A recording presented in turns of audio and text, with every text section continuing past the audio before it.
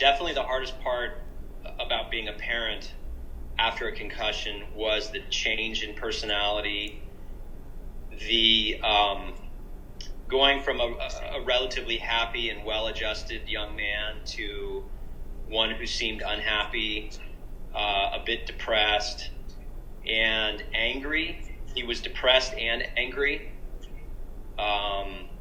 We saw some bouts of some issues with anger during that period, and that's upsetting and that's alarming as a parent when you see your child suffering and they're unhappy and they're a bit depressed and their mood is different and they're not terribly communicative, so it's hard to get through to them and talk to them about what's going on because they don't really feel like talking. That's the scariest thing. When your child isn't telling you what's going on, you have no idea as a parent, and you just kind of quietly suffer, and you hope they're going to heal quickly and get back to their old self, but you're just not sure because they're just not telling you a whole lot. And part of it may be that he just didn't know really what was going on. And so I think that's really the scariest thing, was just this, different young man than the one we raised for 17 years.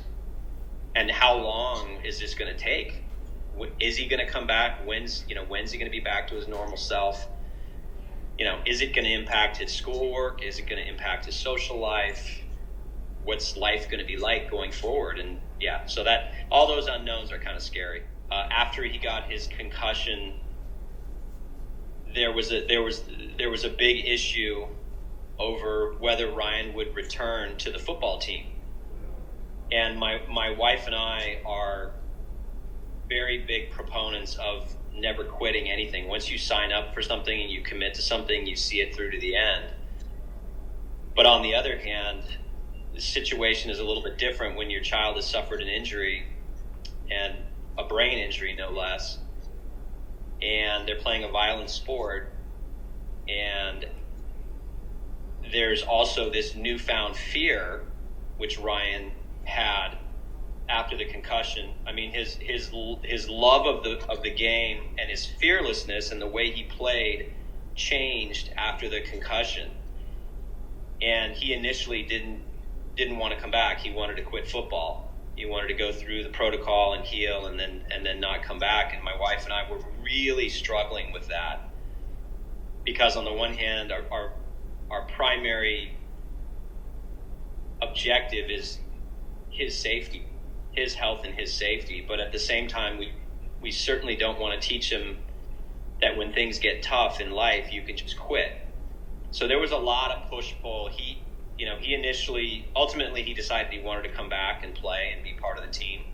But there was a period there where we were really not on the same page.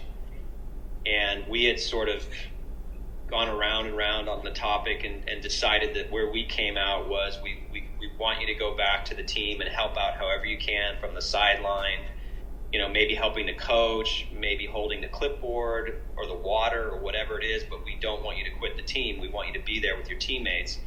And ultimately, after he started feeling better after a few weeks, he decided on his own that he wanted to come back to the team. But there was a real push-pull there for a few weeks where he just was afraid it was going to happen again.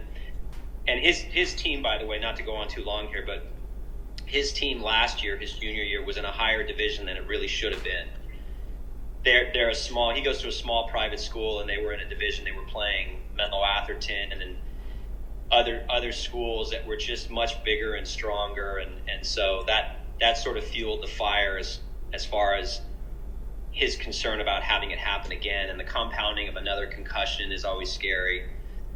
But ultimately it all worked out. He came back, he enjoyed the rest of the year, albeit his attitude towards football was never really the same after the concussion.